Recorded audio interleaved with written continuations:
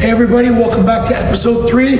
I'm Darren RA with my beautiful partner, Crystal Lynn. We are here down at Temptation Cancun. We have a very exciting guest for you today. Drum roll. Get over here. It's your boy, Jungle J, hot and ready, live and direct. Changing the world percent at a time. God damn, we are here. We are here, and I'm excited. My heart is so happy. I'm here for this. I've been waiting to get on a podcast for a very long time, but I'm happy it's these two to do it with. So Are you? let's do it. No.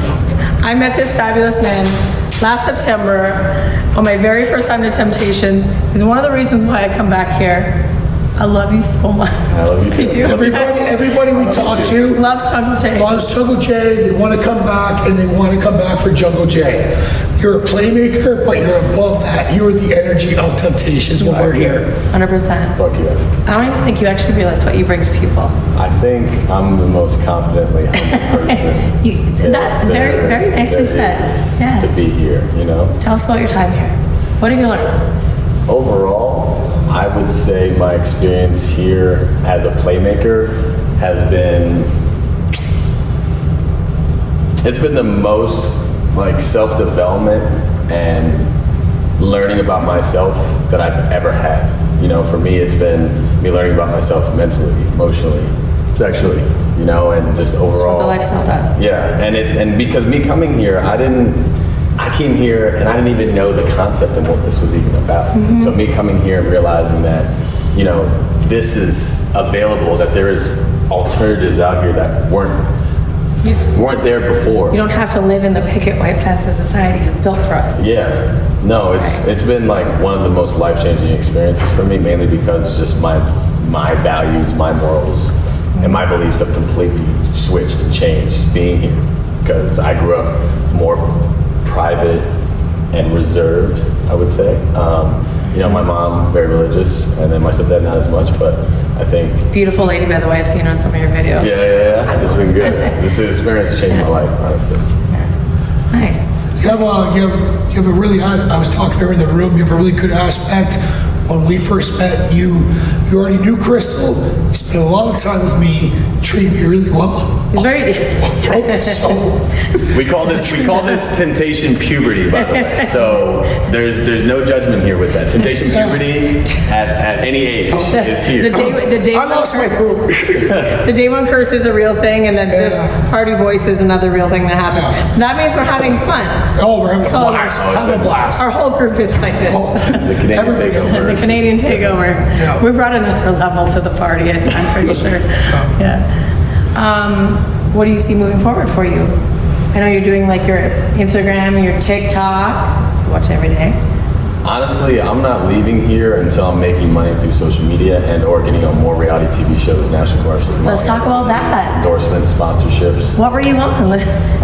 So, I don't know if you guys know, but I got done shooting Naked and Afraid of Love. It's the reality TV dating version of Naked and Afraid. Mm-hmm. So they put 8 women and 8 men in a jungle, and I was one of those. And we had to date while we had to survive, and on national television, naked. Yes. So it was very vulnerable. And the thing is, like, I modeled naked in DC. So you already have me experience in front of a camera naked. Oh yeah, no, but it doesn't matter because I modeled naked in DC, as well as I'm pretty comfortable in my body, but there's nothing like big ass cameras, 10 producers around, and then you're just sitting there. And then we had to quarantine 3 weeks before the show, so it was just like 3 weeks quarantine, and then boom, the show happened. So, and that was a whole life-changing experience, which led me to being here. So it's been something that I can't even explain, honestly. How do you become a playmaker? How did you find out about how becoming part of that team, being an entertainer? What did you have to do to sell yourself to become this? You know what's funny is after the show I got my heart shredded, but that's that. But and then I was in a point of like, I need to find something for me. So I got 10 grand from the show, and my family and friends told me to invest that money and save it. And I said, fuck that. I'm gonna invest in myself.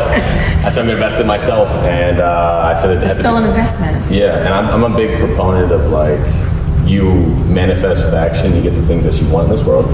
So I said, I'm gonna travel, and I'm gonna find exactly where I need to be. So I went to 9 different states, came here on my birthday, walked down the walkway of Temptation like 5 minutes, and I was like, I'm gonna be a playmaker. And I went up to all 14 playmakers. I was like, hi, I'm Jungle J. I'm gonna work here. And then they all laughed at me, and I was like, okay, bet. And then I got offered a job 3 days later, and I moved all my shit. Jungle J, how'd you come up with that name? Jungle J was actually made from the show. It was just something that one of my friends, Barack, kind of just said to me. And then Jungle J just kind of transitioned to being this person that I am. And now it's like my existence, and it's what I believe in. It's amazing though, because sometimes people are given these nicknames based on a personality that they play, and for me, you're not. You are, when people meet you, they meet all of you, and that's why, like, I've never told you this, but one of my favorite times with you, I get emotional. You sat down with me on one of the You chairs. told me there was no crying. Oh no, there's crying. First off, crying is good. Crying is good. We need to let it all out. We embrace vulnerability. I was having a low-key day, and I was just sitting on one of the chairs by the pool, and you came and you sat with me, and we sat there for like an hour, and we just talked, and that's when I got to like really know you. But outside of that, like even the person that's like dancing on stage and giving it their all, you're giving it your all, you're giving your heart, which is what you do even on the sidelines when you're just like talking with somebody. You do something a little extra than the rest of the staff does. You give every single person a bit of you. You give them your time, whether it's a minute or 10, and that's something that makes you stand out above everything. Yeah, we brag about you. We're like, we know him. It's my boy. And what's funny is people see me jumping around here, and sometimes I've gotten everything. I've gotten, this dude doesn't know how to formulate a sentence. I've gotten, he's maybe a little ignorant, maybe a little arrogant. I know it sounds crazy because you guys know me, but I've gotten that, and I love to see people see me jump around, and then they talk to me, and they're like, wow, this is a very emotionally intelligent, wise, crazy dude. Anyone that gets the opportunity to actually get to know you personally, they're blessed. And same vice versa. The feeling's mutual. And I'm mad grateful to be doing this with y'all. We've had some amazing, funny, I won't tell the scenario, but some amazing video chats with you. No, we won't tell we're the gonna story. talk about it. You think I care? You think I care? What is this? No, I called them, and I said, and I was like, hey guys, and I was literally just butt naked. You were sitting on the toilet having a poop. You're like, I was naked. But he was committed to talking to him. Yeah, I was like, I'm gonna check in to see what is going on. So that's friendship. That's true. friendship. That's Well, true friendship. No, I try to keep up to date and connected with everyone here, because I never knew I could be able to connect with people that are. It's not an age thing, right? But to have the opportunity to be here, and people come here and I get their most raw, authentic self, right?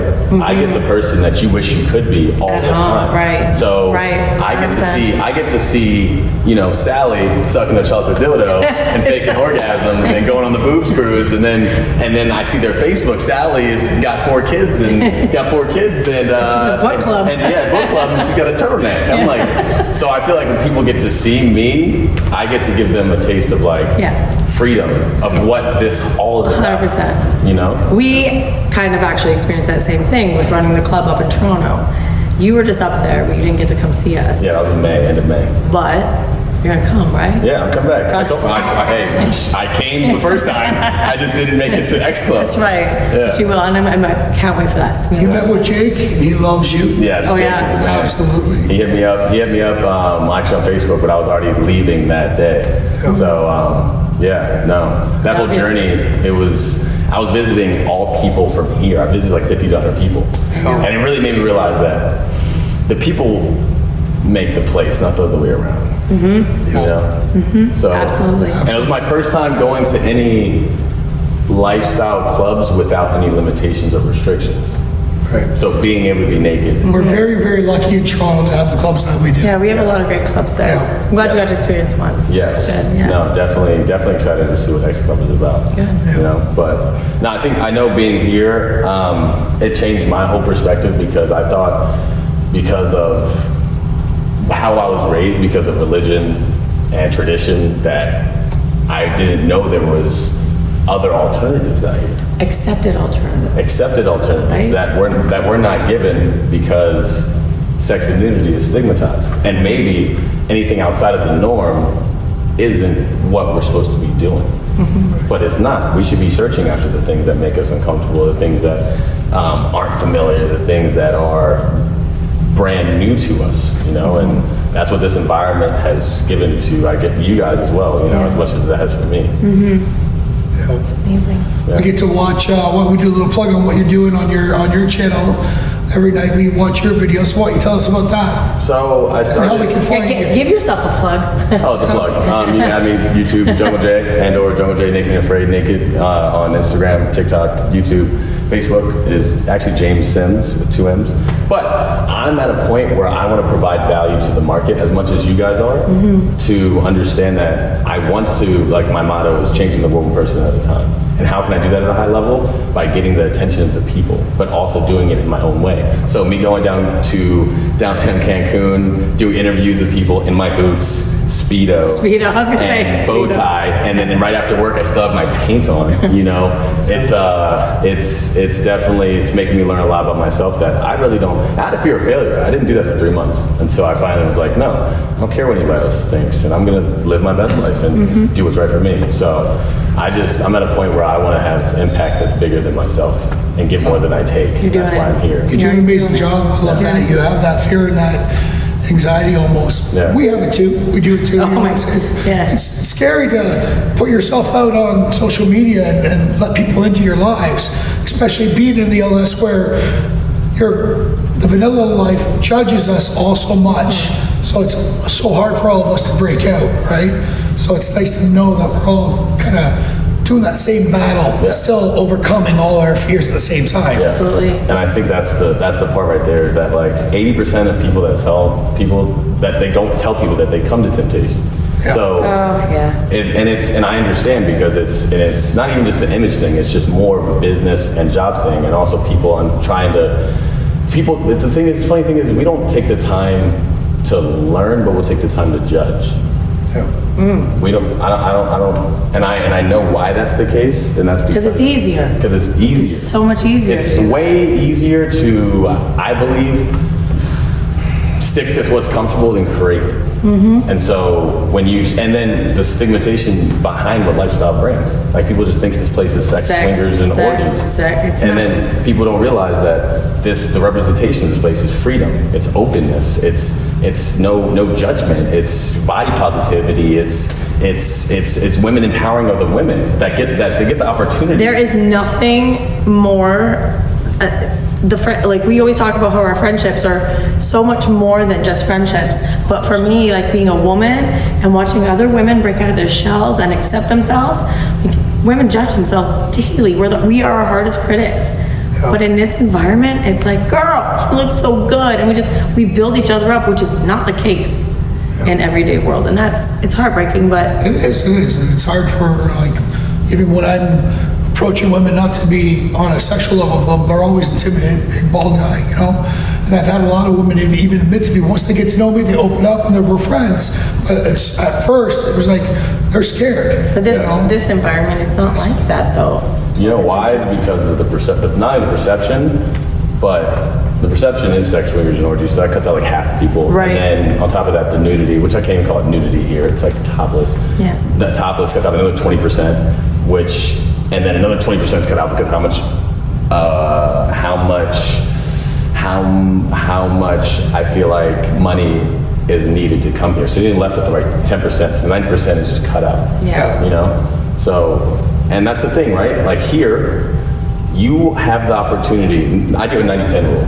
I believe 90% of relationships and connections are able to build here because there's no ego, there's no jealousy, there's no insecurity. That's here. We all have it, but people understand. It's on a different level. It's on a different level, but you've gone through that and you've had the open communication to talk about it. So me coming up to Crystal isn't an instant ego of you cutting off that connection. And then 10% of the time, maybe it turns into more, as in something sexually or just best friendship. Yeah. But back in the, I don't want to say real world, but like into places in places that aren't sex positive, that aren't clothing optional, and that aren't lifestyle. It's 90% of the time you try to go up and talk to somebody, and they think you're trying to kill. I have a boyfriend.